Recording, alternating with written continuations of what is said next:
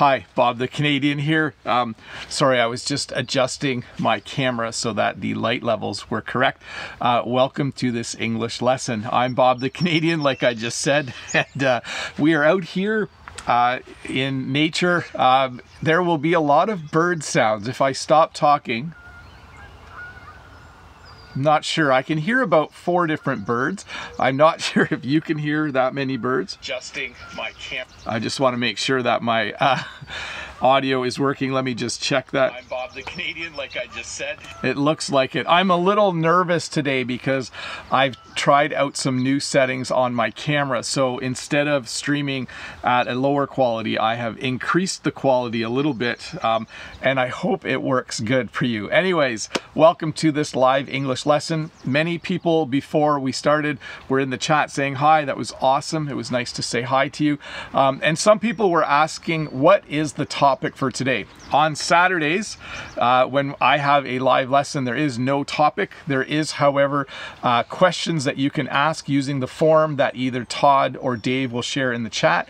And I will answer as many questions as I can from all of you. 1 question per person, though, about the English language. I'll do my best to try and explain some of the crazy and weird aspects of the English language. Please use the chat for conversation. Learn American English with this guy. His name's Brent, by the way, says, teaching is all about taking risks. Nicely done. Well, I'm nervous to stream at a higher quality. I hope I don't have any errors. I hope that helps you see even more of the beauty around me. Please use the chat for conversation. Please use the link from Todd or Dave to ask your question.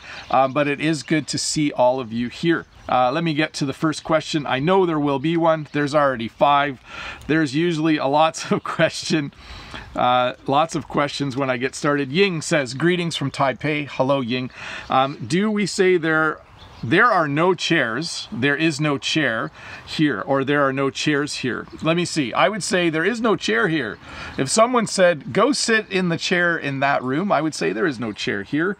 Or if they said, go find a chair, I might walk in and say, there are no chairs here. So both those sentences are correct, and you could use either. Let's see here. Did I get to the second question? What are power bank and portable chargers? So there's a lot of names for things that hold electricity for us. A portable power bank is like, it looks like a brick and you can charge it up, and then later you can use it to charge your phone. A power adapter, though, is a little bit different, or a portable charger. Yeah, I'm not sure we use portable charger. We usually use power adapter. If you watch my video on electricity, you will see some of that information there. Let me get to the next question, though. Let's see here. Ahmad says, hi Bob, our beloved teacher Bob, thank you. Have you ever thought about making conversations with your family members for everyday English? So I have 2 brothers and 2 sisters. My younger brother actually has almost the same voice as me. So when I talk and when my younger brother talks, we sound the same. So I would love to have my brother be on one of my live streams. Unfortunately, because of COVID-19, those plans are kind of on the side right now. So maybe someday, someone from my family besides Jen will be in one of my videos. Let me see here. Ruslan has the next question. Ruslan says, hello, Teacher Bob. It's very nice to see you again. You are so kind. You are such a kind and positive person. Could you explain the meaning of the phrase, it was off the cuff? Thank you. So when you do something off the cuff, it means you do it without doing any planning. So let's say you're out with some friends and you were going to go see a movie, and then all of a sudden, just off the cuff, someone said, let's go out to a restaurant instead. So it means to make a decision with very little planning. You know, I would probably use the phrase spur of the moment instead. Let's see. Let's go to the next question. Deekshanch. I'm already laughing at Deekshanch's question. Deekshanch always has good questions. Deekshanch says, do you know about the new phrase, okay boomer? Yes, I do. That young people use to mock older people. Is it rude? Yeah, it's definitely rude. It is, to me, it's a funny phrase though, because I like technology a lot, so I have a lot of familiarity with technology. And so I feel like I understand some of the frustrations that younger people have with older people. I'm kind of in the middle. So the baby boomers are the generation ahead of me in North America. I'm kind of in the middle, and then there's a younger generation. So I kind of get to watch the younger people make fun of the older people, and it does make me smile a little bit because I actually like people that have a little bit of a rebellious spirit in them. I like people who sometimes question authority and those kinds of things. It makes me smile. I think it shows spirit and energy when young people question older people in a respectful way, of course. So, but still, when people say "Okay, boomer," I do smile. Next question from Eugene from Kharkov. Hello, Mr. Bob. How are you? My question is, why do you use the word "or" instead of "and" in sentences like "he left without money and food"? Thank you so much. It's tricky to explain that quickly. Generally, "and" is inclusive. So I have a hat for some reason and a mug. But when I go in the house, I can decide if I'm going to take the mug in or the hat. So when you use "or," it's exclusive. When you use "and," it's inclusive. So if I say I might go to a movie with my brother or sister, it means I'm probably going to go with one or the other. If I say I'm going to go to a movie with my brother and sister, it means I'm going with both of them. Let's see. There's literally 5 different birds. I can hear a mourning dove. I can hear Canadian geese. I think I hear sparrows or finches. I can't name them all. Let's get to the next question though. Enough bird talk from Bob the Canadian. Nathan GR. Hey Teacher Bob, how are you? I have 2 unusual words. Stalactites and stalagmites. Thanks in advance. So one is the thing that comes from the top of the cave and one comes from the bottom of a cave. You'll need to look these up to know which is which. I actually don't know. Maybe Todd or Dave could look up and tell us the difference between stalactites and stalagmites, and I hope I'm saying them correctly. Let me clean up my questions here and we'll get to the next one. From Vitaly. Vitaly says, Vitaly Smirnov, hello teacher, how's it going? There's a glare on my screen. You know when something shines on something reflective? So it's a little hard for me to see the questions. Hello teacher, how's it going there? Why don't you wear that blue shirt today? Actually, this shirt is a little bit blue. It just doesn't have a collar, and because it's Saturday, I thought I should relax a little bit and just wear a t-shirt and a jacket outside instead. Let me see. Have a great weekend. You too, Vitaly, for sure. Next question. Sala, let me just scroll down here. Sala says, Sala Abid, do you want to host foreign students? What are the disadvantages or advantages of the host family? So what you're talking about, what Sala is talking about is when you come to Canada or when you come to America to study at a high school, you can stay with a Canadian family or American family, and they are called your host family. So what Sala is asking is, do Jen and I ever want to have international students live in our home? We might. Right now we have too many of our own children, but someday as our kids get older and start to move out, we might open up our home and have international students live with us. The advantage is that you get a little bit of money, like they pay rent. There's no real disadvantages unless maybe you don't get along. So we'll see. Someday, maybe, maybe not. Let's see. Alina has the next question. Let me get that pasted into the chat. Alina says, hi Teacher Bob. What phrases should I use if I see a friend eating something yummy and I want him to share it with me?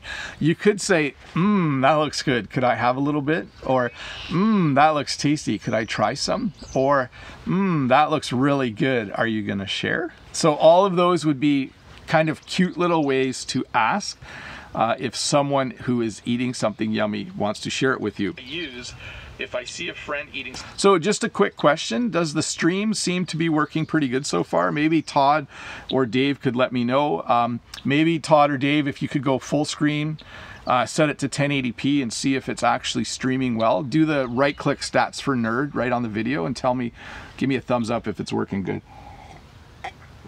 Let me go on to the next question though. Enough technical stuff. Let's see here.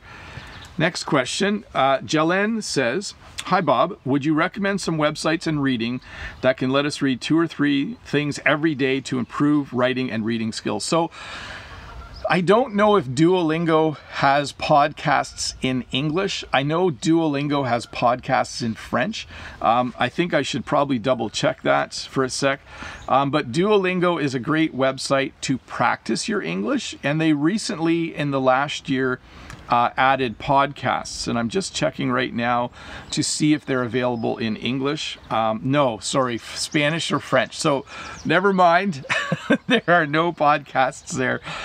So I'll just go back to my standard recommendation that you read the news in English and then watch the news in English. Other than that, oh, thanks, Todd. Todd says everything looks good. Other than that, just read as much as you can. Read books, read the news. Read things that you enjoy, but also read things you don't enjoy. That's really important when you're reading. Let's say you love sports and you always read the news about sports in English. You should also read the other parts of the newspaper, because if you only read the things you like, you'll only learn the things you like. Mary has the next question. Anyways, let me back up. Sorry I didn't have more recommendations, but hopefully you can find some cool things to read in English. Mary, hello, Teacher Bob. Hope you're having a nice day. Yes, I am having a nice day. Is there any difference between the words blurred and blurry if we describe a picture, for example? So we would almost always use blurry, like, oh, you took that picture and it's all blurry. Like, oh, this picture is not in focus, it's blurry. When you say blurred, it's kind of an active way of describing it. So if I have a picture in a photo editing program, I can make it blurred, okay? Or I could make it blurry. Yeah, I could blur it out. So interesting. There is some overlap there. I would use the word blurry most of the time. So if I'm too close to the camera, it will be blurry. So usually we use the word blurred when we say something gets blurred out. So maybe in a video, there's something people don't want you to see, so it will be blurred out. So they will make it blurry. Oh, I hope that made sense. That was a lot of me explaining something and hopefully making a little bit of sense. Hey, just a quick recap here. You are watching me teach English. I am Bob the Canadian. If you're new here, there is a link right there. There is a button right there you can use to subscribe to my channel. If you want to see what my videos look like, Nightbot has just shared a link to one of my normal Tuesday videos. I think that one's about stores and shops. If you want to support my channel, you can click the join button below and you can help me to do this. My plan is to do more YouTube and to keep doing YouTube. And when people support me, it helps me just have more time to do this well. So thank you to everyone who supports the channel. You get your name in green, you get a crown, all that fun stuff. But let's get back to the questions because that's what we're all here for. Let me just clear these up. By the way, I don't know if you've noticed, the sun has come out behind me. It's starting to look really, really nice. Next question is from Margaretha. Hi, Teacher Bob. Hi, Margaretha.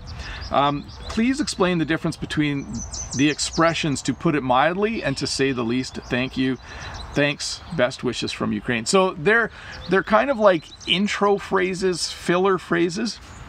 But if you say to someone, wow, like if someone got in a car accident and the car was undrivable, you might say, wow, that car's got a bit of a dent in it. And someone might respond and say, well, that's putting it mildly.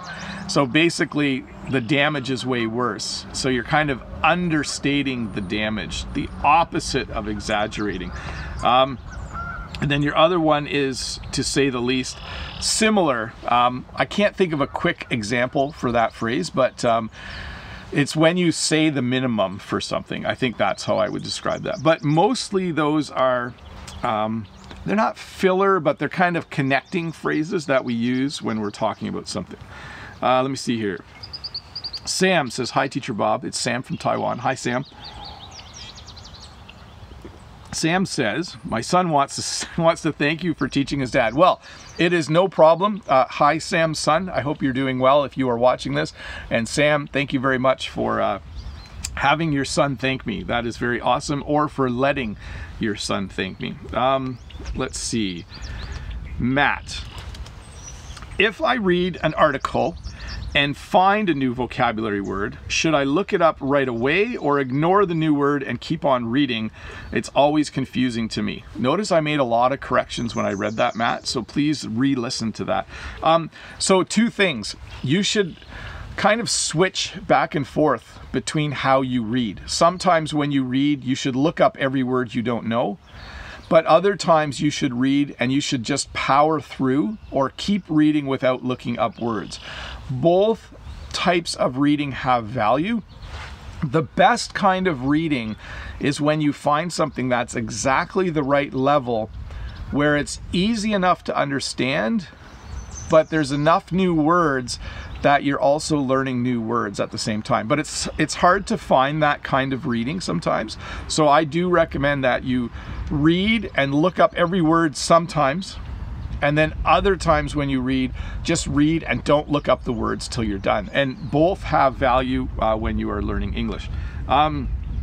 Let's see here. Fabio has the question, what does catch-22 mean? It's a situation where no matter what decision you make, it's going to turn out badly. I can't think of one right now, but it's from a book called Catch-22, I believe. Is it Joseph Heller that wrote it? I can't remember off the top of my head, but it is a way to describe a situation where no matter what you do, it's going to end up badly. It's an older phrase. We don't use it as much anymore, but it is true. So Panos has the next question. Hello, Teacher Bob. What is the difference between precondition, there's a little spelling mistake there, by the way, precondition and prerequisite. So before you are able to do something, there might be things you have to do first, and those would be preconditions or prerequisites. So if you want to take, let's say you take English class number 1 at school and you want to take English class number 3, you can't take English class number 3 until you take number 2, because number 1 and 2 are prerequisite classes before you can take number 3. And then a precondition is similar, but just applies to things outside of school. So like a precondition to driving on the road is you need insurance. You can't drive a car on the road unless you have insurance for the vehicle. So that's a precondition, we would say. Let me just check that though. Does precondition also has a medical feeling or a medical aspect as well? Yeah, we'll leave it at that. I think that explanation was good. Let's see, Alex from Brazil. Alex says, hello Bob. Hi Alex. How are you doing? In the Canadian accent, what's the difference in pronunciation of the words house and hose? Thank you. So I live in a house. When I need to water plants, I use a hose. So I live in a house. When I want to water my plants, I use a hose. Hopefully you heard both of those there. Tufam has the next question. Tufam says, how can I pronounce creative with both American accent and British accent? So I can only tell you how I pronounce it, and I say creative. One of my kids is very creative. They like to paint pictures, so they are a very creative person. So that's how I would say the word creative. Let me clean up the questions here, everybody. Let's see here. From Tom, the next question. Tom says, hi Teacher Bob, my question is, what is the difference between these two sentences? She lives by herself in that room, and she lives herself in that room. Thank you. So the second phrase is simply, they're not the same. The first phrase, she lives by herself in that room, simply means that she does not have any roommates. She doesn't live with her husband. She is all alone. The second one simply means, I think you're emphasizing. So she lives, let me just scroll back to see it. She lives herself in that room. We wouldn't really use the second sentence. I'm going to just say that the second sentence would not be very common, and we wouldn't use it very much. So let me see here. I do want to shout out to Sean from Free 99 English, who's in the chat. Hi, Sean. Hope things are going well. And I wanted to mention on behalf of Sean, Sean's a Canadian as well. He's on the east coast of Canada. And Sean made a lot of really good English lessons up until a couple months ago. But then about 2-3 weeks ago, he started making more English lessons on his channel. So if you do check out Free 99 English, have a look over there. Say hi for me to Sean in the chat or in the comments. But he is a cool guy. Do you know, Sean was, where are we, Sean? May 16th. So if there was no COVID-19, Sean would actually be sitting here in 2 weeks because we had planned to do a collaboration. So Sean, maybe we should just try to do it on Zoom. We'll figure something out. But yes, Sean was going to come to Toronto to visit some of his family, and then during his trip he was going to stop by the farm and we were going to do a live stream together, but it never happened. So sad face. I'll put a sad face in the chat. There we go. Sad face, Sean. We'll do that. We'll still do that someday. Let's see here. Next question is from Fatma Ibrahim. Can I call you, or you can check my English channel to check my pronunciation, please? I'm an English teacher from Egypt. I'm not a native. I will have a look, but I can't promise that I'll have a lot of time to look at it. I'm a really busy person, so sometimes it's challenging for me to find the time to do things like that. So no promises, but if I remember, I will have a look. Let me see here. Dennis Welker has the next question. Or is it Denis? I'm not sure if it's the French pronunciation. Hello, yes, I was going to travel to Ontario. I'm sad it's not happening. Sorry, Sean. Yes, someday. Denis Welker. Hi, Bob. What's the difference between all day and the whole day? So yesterday, I laid around all day. Yesterday, I laid around all day. I was lazy yesterday. First of all, that's not true. I didn't lay around all day yesterday. But you can use both of those phrases exactly the same way. They mean the same thing, for sure. Sometimes we just say all day long as well. Let me see here. Like, I worked all day long. There's no reason to say all day long. You could just say all day. But sometimes we like to add extra words in English.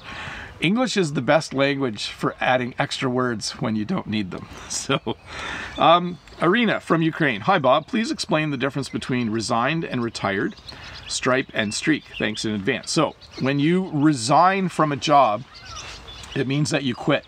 So maybe you're only 30 years old and you have a really good job, but you don't like it. You might resign. So that means you would give your boss a letter saying that you don't want to work there anymore. When you retire, you're usually 60 or 65, sometimes even 70 now, and you stop working because you don't plan to work anymore. You are retiring. And your next question was, let's see, stripe. I don't know if you could see it, but this coat has a little gray stripe here. And when we use the word streak, you might say, oh, I have a streak of gray in my hair. Okay, so they're similar things. A stripe is usually a straighter line, but just think of it this way. There's a stripe on my jacket and I have a streak of gray in my hair. By the way, I have more than a streak of gray in my hair. I have quite a bit of gray in my hair. Just a quick question. I think the stream technically is working well. Just let me know in the chat. If things look good, just say looks good in the chat. That would be awesome. Joe from China says, let's see here. I have to get this pasted in. Joe from China. Thank you, Bob. I am curious how long you have spent to speak French fluently, because I've studied English for 3 years and speaking is still very difficult. So here's the thing. Canadians start learning French when they are 6 years old, even if they are English speakers. But you only learn a little bit of French. So you learn your colors, your days of the week. You learn about how to say il fait beau and those kinds of things, like it's nice outside.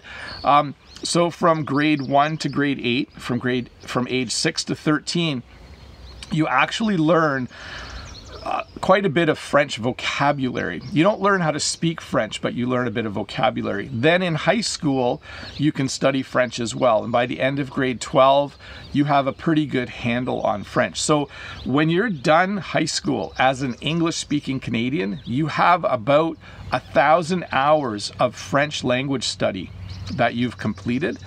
And so if you go and live in a place like Quebec for 6 months or a year, you can become fluent very, very quickly because you have a really good base. So it's hard for me to say. I studied French in university as well, and then I lived in Quebec for a little while to perfect my French. So it's really hard to say. I have a lot of hours of French, and I'm a little embarrassed because even though I'm a French teacher, my French is not perfect. Even though I know the French word for perfect is parfait, and I know that I'm a teacher, yeah, it's interesting. For those of you who are non-native English speakers who teach English, you know exactly what I'm talking about. You love the language, you speak it very well, but you still have a bit of an accent when you speak. Yu Ting has the next question. Let's see here. So the question is, let me find it here. Excuse me. Hi, lovely Bob. It's Angie from Taiwan. Hi, Angie. How do you do? My boss said that's our daily sugar and butter in our weekly meeting. What would you mind to explain the phrase? So we say bread and butter. Maybe there's other phrases, but my bread and butter is teaching. What that means is the job I do to make money is teaching. So that's my bread and butter. That's how I pay for all of our food and for our house. So your boss might be saying a slightly different version of it, but basically what is being said is that the job is what you do to make money. Kismet has the next question. Let's see here. I don't know the meaning of your first phrase, Kismet. Kismet says, Teacher Bob, how are you? What does it mean? I don't want put her on a blast. Not sure, but I can tell you this. In English, if you say that you had a blast, or you should come with me to this concert, it's going to be a blast, it means that it's going to be fun or that it was fun. And your second question, how to pronounce ghost, asks, months, and guests? Do you omit the consonant sound before the S? So here we go. Our barn has ghosts in it. It doesn't, by the way, and I don't believe in ghosts, but our barn has ghosts in it. So you can hear ghosts. The next one, he asks a lot of questions. And then there are 12 months in the year. Months is a hard word for me to say, even as a native English speaker. Months. You got to get the TH sound out at the end. And then we had a lot of guests at our wedding. So there you go. I'm not sure why, but the bugs have come out and one just crawled across the camera lens. So hopefully that's not a problem as we keep going. Let's see here. There's a lot of words here, Niranjan. Hi, Bob. Could you explain the difference between precision, meticulous, scrupulous, cautious, and deliberate? So when you do something with precision, you do it well. So if I put this hat on and I want this to be precisely above my eyebrows, I would put this hat on. I would use some precision. So when you do something perfectly, you do it with precision. When you are meticulous, it means that when you put something on, or when you wear something, or when you do something, you want everything to be orderly. So precision and to be meticulous are somewhat related. If you're cautious, you are careful about things. And if you are deliberate, you do it on purpose. And then we're gonna I wanna make sure I don't get scrupulous wrong. It's not a common English word, by the way. Diligent, thorough, and extremely attentive to details is someone who is scrupulous. And it could also mean, yes, so there you go. So all somewhat similar meanings, but still just a little bit different. Let's see, Gleb has the next question. Gleb says, I pasted it in the wrong spot. Gleb says, hello teacher, some verbs are said with get. Yeah, for example, get married, get lost, get dressed, and other. Also, these verbs may be used without get in the same meeting. When should I use get? So Jen and I, when we were young, we were going to get married, and then we did get married.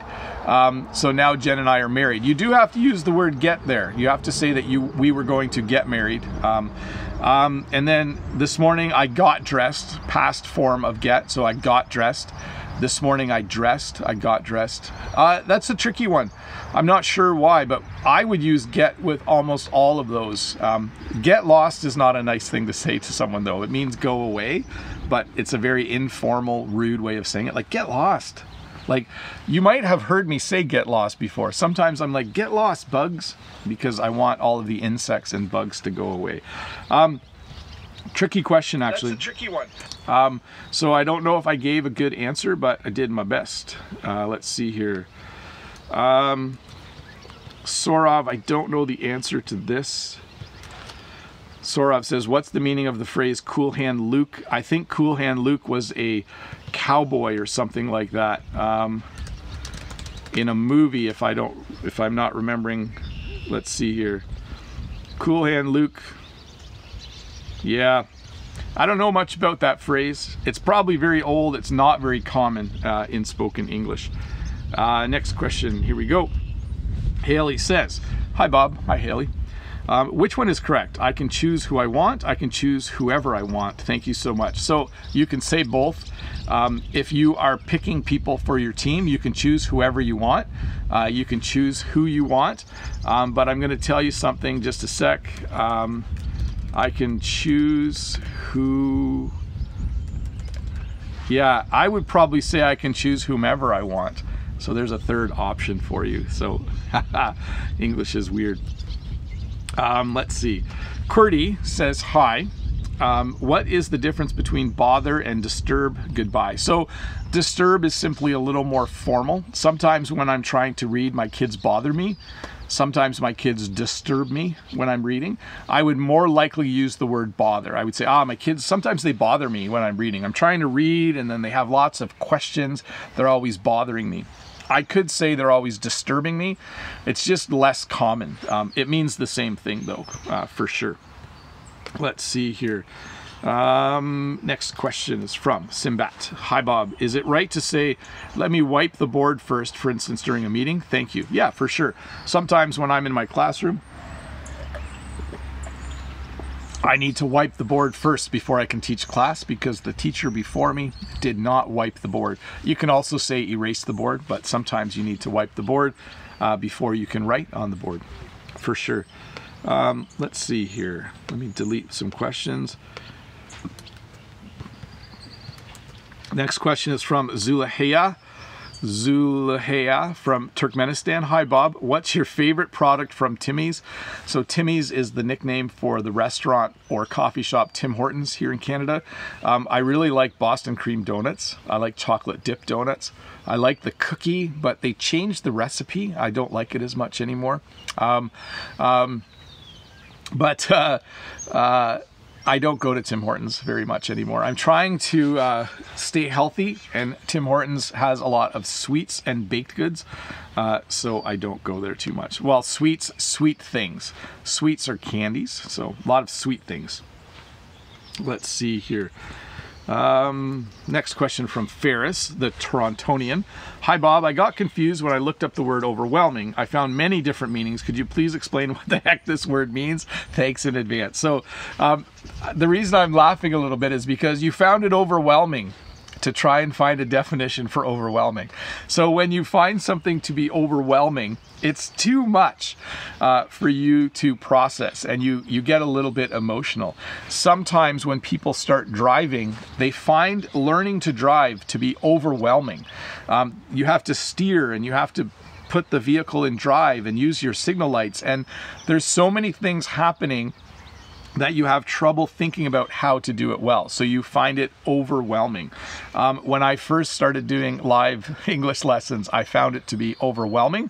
I wasn't very good at it. You should watch my first live stream. I think 3 people came, and I watch it every 6 months or so, just for a good laugh. It's pretty funny. Let's see here. Next question is about grammar, so I'm going to skip it. It's not that I don't like grammar, it just takes too long to explain. Next question. Natalia, Bob, could you give examples how to use the word get? This word is so popular, so I'm confused. Sometimes I think it means all verbs.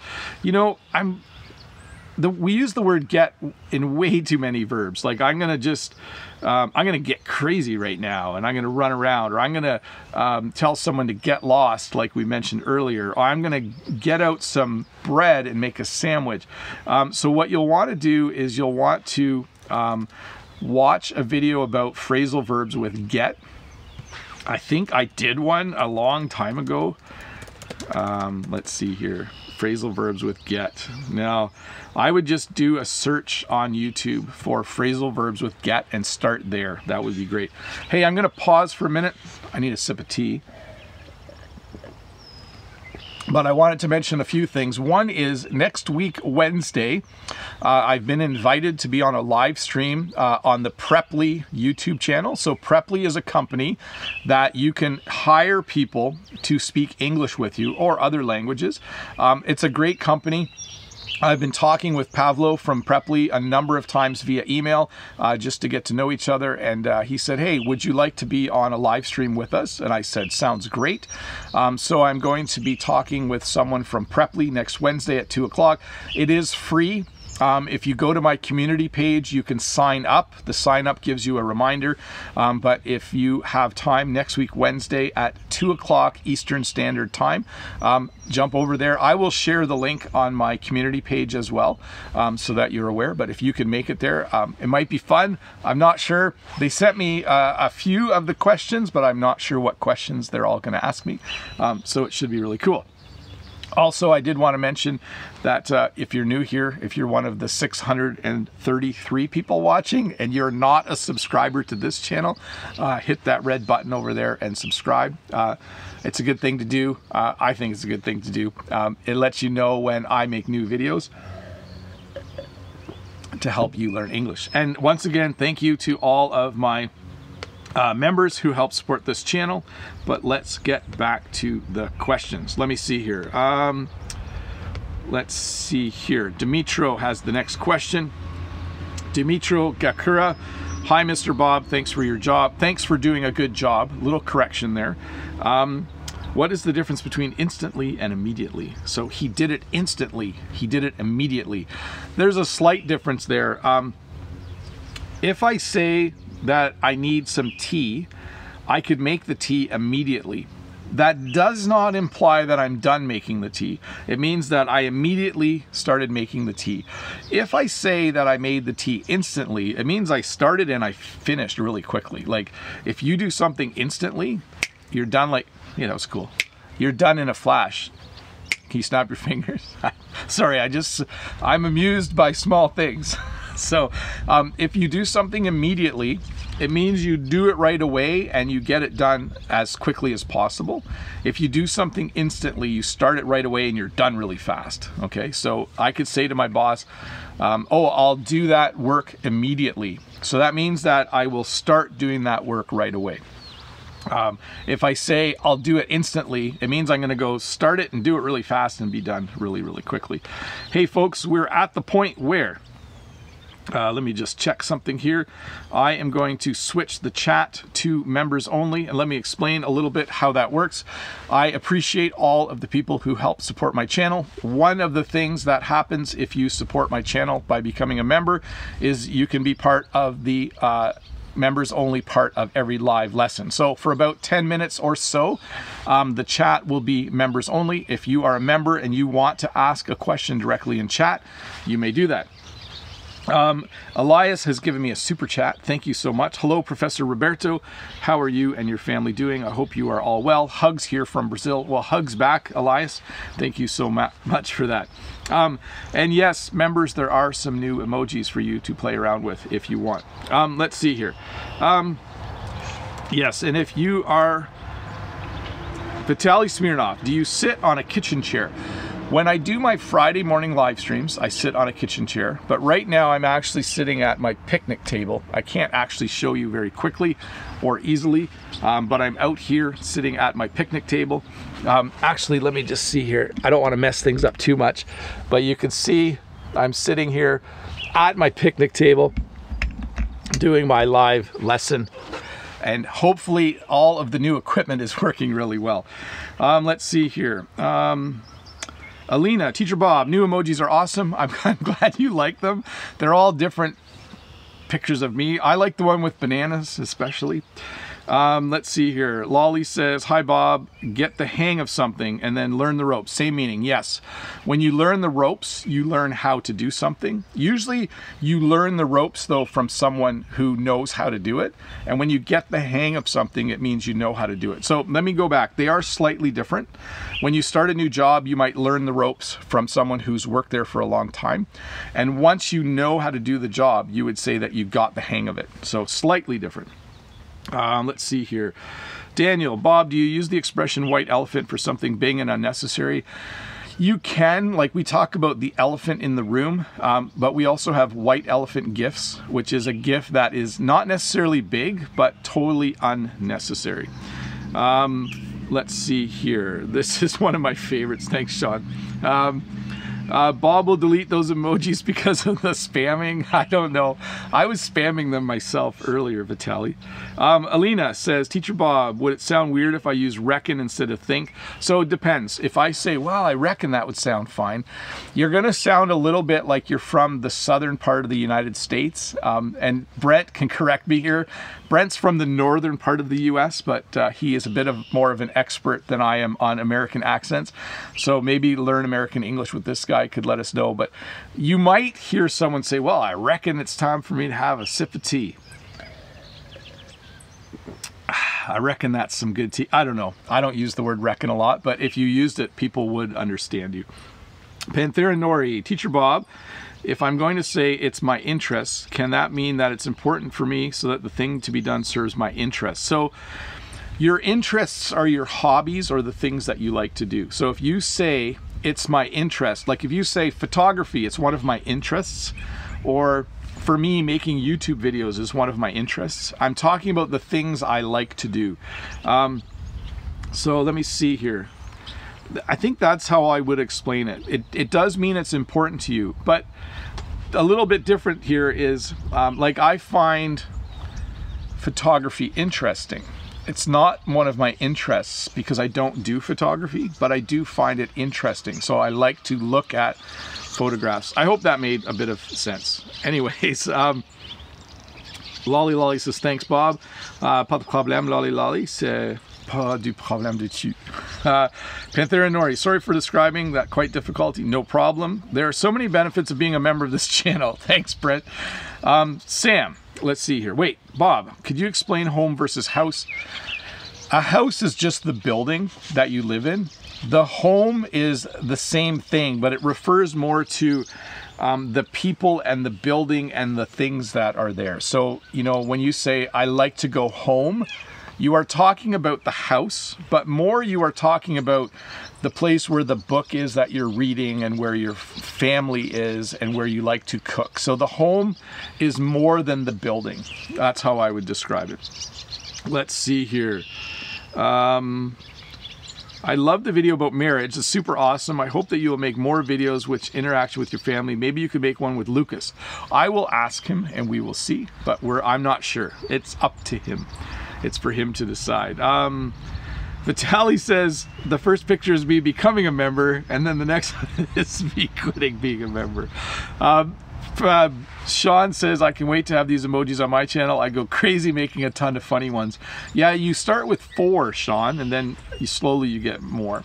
Brent, my wife Jamie is from the South, Alabama, Roll Tide. We did 2 videos on American Southern slang on my channel, and we covered I reckon. So I reckon if you have a question about that phrase, it'd be a good idea to watch that video. Annette, hi Teacher Bob, what is the difference between these and those? So these are closer, right? So, well, let me see. I don't have anything close to me. Here, I'm gonna have to move the camera. So if I said, For instance, these dandelions are really big, but they're close to you. When you say those, they are far away. I think I moved the camera and I messed up the connection, didn't I? Hopefully it goes back to normal again. Sorry about that. Lolly Lolly says, j'aime quand tu parles français. Merci beaucoup. Let's see here. As a member, you can have worksheets and quizzes. Yeah, and there's some Quizlet sets too that you can use. Gleb, thank you so much for your lesson and for answers about get.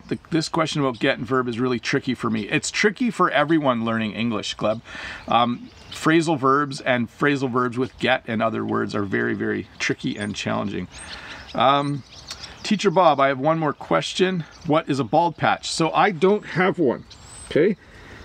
My grandfather on my mom's side had a full head of hair when he was 65, and I hope I have the same hair. So if I had a bald spot, there would be no hair right there, and we would call that a bald spot. Also, or a bald patch, either one. You can also have a bald patch on the tires of your car, so there's no tread on that part of the tire. Teacher Bob, somebody says grammar book should be used as a dictionary. Nope, that flipped on me. Is this right? It would be good to have a book on grammar and a book and a dictionary. I would say both. They are definitely different books for sure. For me in French, I have a dictionary. I have a book that tells me how to conjugate verbs, and etc. Let's see. Abanasi, hi Bob, thanks for having this live stream regularly. How do you prepare yourself before this channel? Because it seems like you have got lots of questions. I just answer them as quick as I can. I've always liked answering questions quickly. I have taught high school for over 20 years, so I'm somewhat used to having people ask me lots of questions. So I just try to answer it. If I can't, then I move on. Let's see here. In Canada, do you need a license to ride a motorcycle and another to drive the car? It is the same card, but if you drive a car, it has a G on it for general license. And if you get your motorcycle license, it also has an M for motorcycle on it. Let's see here. What's the difference between film and movie? I could go see a film. I could go see a movie. I could watch a film. I can watch a movie. We use them interchangeably. We use movie more. Like my kids watched a movie last night. That would be a more common thing to say. Let's see. I hope I didn't miss anybody. Let me just scroll back to see. Okay, let's get back to some of the questions from the sheet. Annette from Quebec. For you, Teacher Bob, who speaks French. Stalactites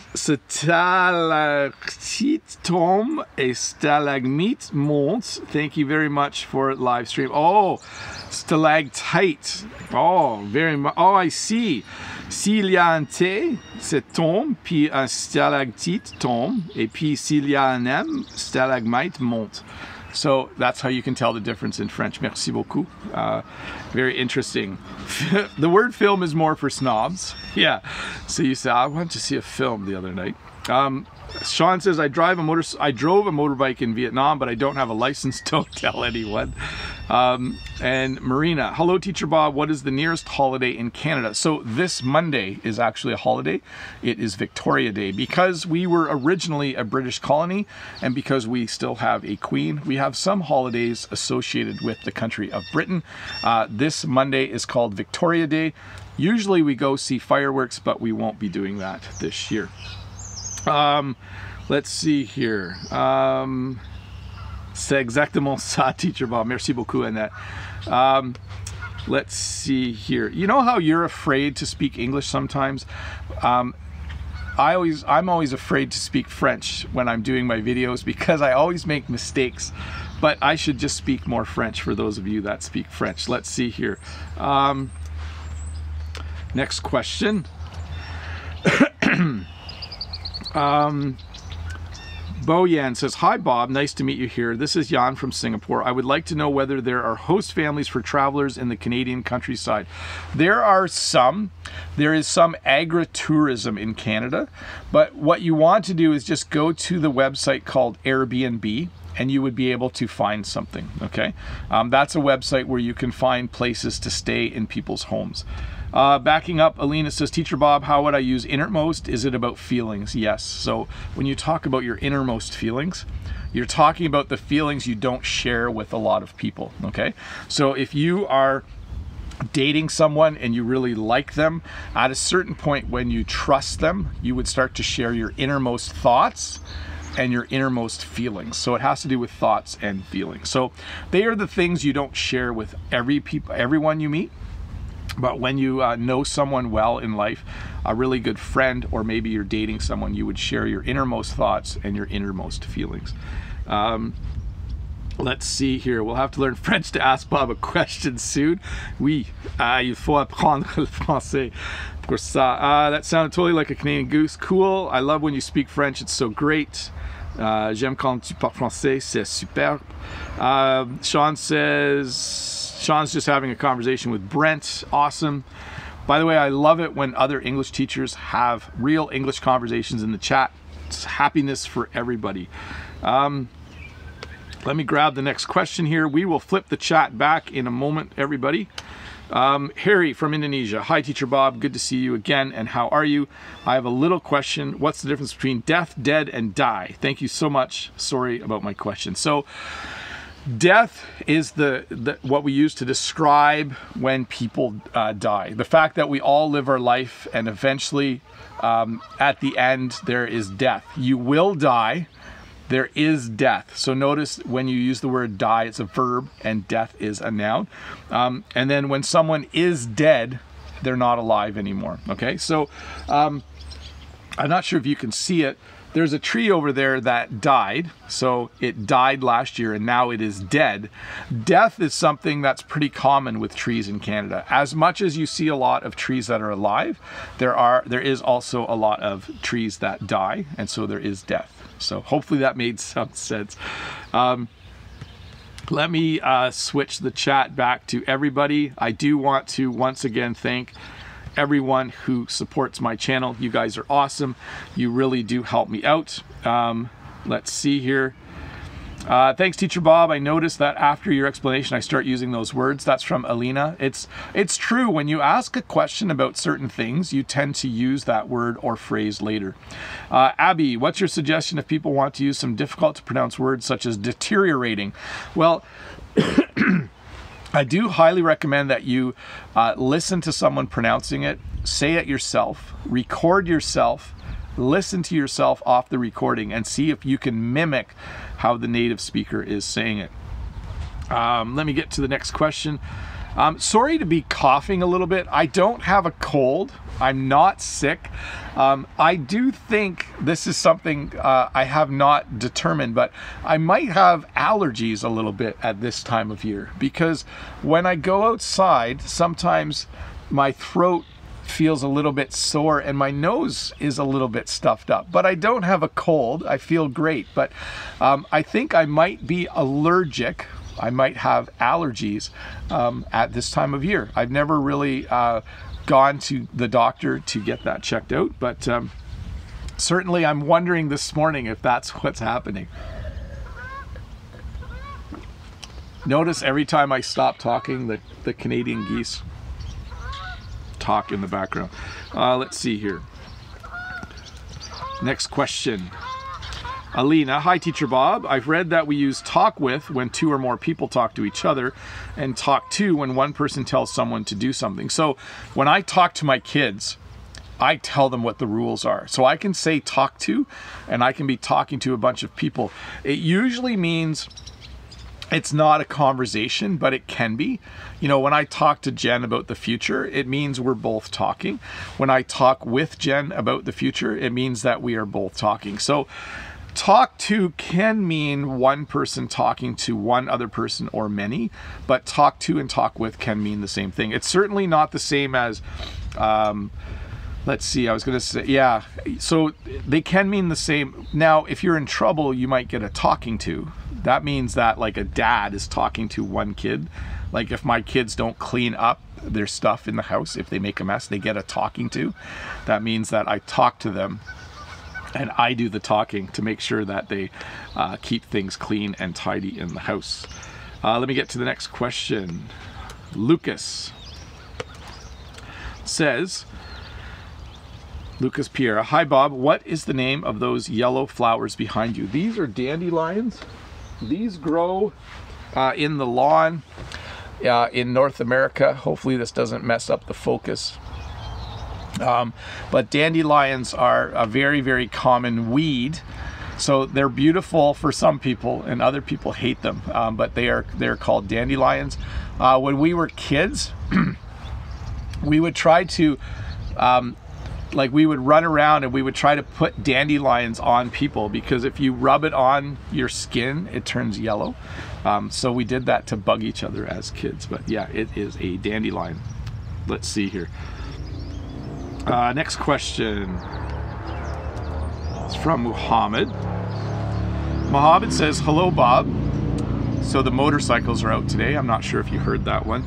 Hello Bob, I went to college in Canada. Please give me a suggestion, the best university there. Oh, you want to go to college or university in Canada? Well, University of Toronto is good. Western University in London is good. We have a London as well, okay? Almost any university in Canada is awesome. Queen's is awesome. Just pick one. You'll have a great time and you will learn a lot. Thank you so much for becoming a member of the channel. Unfortunately, I don't know how to pronounce your name. I do need to take a lesson in learning how to pronounce names that use other alphabets. But thank you so much, whoever you are, for joining and becoming a part of, becoming a member of my channel. Let's see here. Next question is from Savvy. Hi Bob, could you explain to me what this phrase means? A blessing in disguise. Thank you. Thanks a lot in advance. So a blessing in disguise is something that when it first happens, or when you first get it, it's something you thought you didn't want, but later it ended up being really, really cool and really, really awesome. A blessing in disguise would be something like, maybe the people who move in next door are really, really loud and they play loud music all the time, and you just don't like them as neighbors at first. But you end up finding out that they're really nice people. So it was a blessing in disguise. So you end up having a good relationship and you like them a lot. So when you initially don't like something or don't like a situation, and then it turns out for the best, or it's actually better than you thought, you would say that it is a blessing in disguise. Let me just check something here. Good relationship and cool. Let's see here. Daniel has the next question. Sorry, I'm not going to get through all the questions today, just so that you know. Daniel says, what does this expression mean in the phrase high off life? So you can be high on life, you can be high off of life. High is usually used to refer to the feeling you get when you use drugs, but we also use it to talk about life in general. So you can just feel so good that you're feeling high on life, okay? I use the word on, by the way. So when you're high on life, you just are super happy, you're smiling, and you just feel really good about life, and you're just high on life. So, and it's fine to use that phrase. It doesn't have anything to do with drugs. It was borrowed from that. Let's see here. Vitaly has the next question. Vitaly says, hello, Teacher Bob. How to pronounce the word though? And could you explain how to use this word? So the word is though. It's a hard word to explain how to use, because even though I use it a lot, I don't know exactly why I use it. So there's phrases like even though. You can use it by itself. Like at the end of a sentence, I could say, it was really nice to do this. Yes, it was really nice to do this live stream outside though. Yeah, you're gonna have to watch a video on it. It is a complex word, along with its friend although. But I would say even though is used to introduce a sentence, and though is kind of used just to punctuate something. That is not an I need a better answer for that question, because it comes up quite a bit actually. Rahman says, can you help me to teach English online, please? Do you want to teach English or do you want to learn English? If you want to teach English, just start making YouTube videos. That's what I would say. If you want to learn English, start watching YouTube videos. Maybe do Duolingo if it's available in your language. But certainly do that for sure. Let's see here. This is from Abdullah. Hi Bob, what is the most used phrase in English that you can learn to speak faster? You know, I'm one of the few English teachers who doesn't think you can learn a language quickly. I think it takes time. I know you will see videos on the internet that say, learn English in 30 days. Become fluent in English in 2 months. And I think it takes a lot longer than that. So there's no one phrase, there's no magic bullet. A magic bullet is when something is really quick and easy. It's just a lot of hard work. So anyways, work hard, learn lots, and eventually you will get there. Hey, I do want to just kind of wrap things up here. First of all, I want to thank all of my members. There is a link in the chat if you want to become a member and support my channel. I do want to also thank all those who have subscribed to my channel. There is a link in the chat that you can click to subscribe, or you can just click the red button below. If you didn't watch the video from this past week, you can click the link in the chat. It's a great video about shops and stores. I actually went out in the world for once. I was happy about that. I'm not sure what this Tuesday's video will be yet. I have to check my list of ideas and decide on something. But anyways, thank you all for watching. Thank you very much for being here. I hope that I was able to answer your question. I know there are lots of questions on the list that I didn't get to. And again, I apologize for that. That is just how this works. I can't answer all the questions every week. Anyways, thanks for being here. Give me a thumbs up if you like this video. Share any of my videos with people you know who are learning English. I appreciate that as well. And again, don't forget, next Wednesday at 2 p.m. I will be live on the Preply YouTube channel. If you go to my community tab on this page, you can find a link to sign up. It doesn't cost money, just sign up. You will get an email reminder when it starts. I will also share the link on my community page close to the start point. But if you have time next Tuesday, 2 p.m. Eastern Standard Time, why don't you join that? Thanks to Brent for being here, helping out in the chat. Thanks to Sean for being here, helping out in the chat. Thanks to Todd and Dave especially for moderating the chat. You guys are awesome. And thank you again to everyone that was here. You guys are great. Have a good weekend. Have a good day. I'm going to push the stop button now because otherwise I just keep talking. Even when my throat's a bit sore, I just keep talking. I should stop, shouldn't I? Anyways, thanks a lot. Have a good day. Have a good weekend. Bye.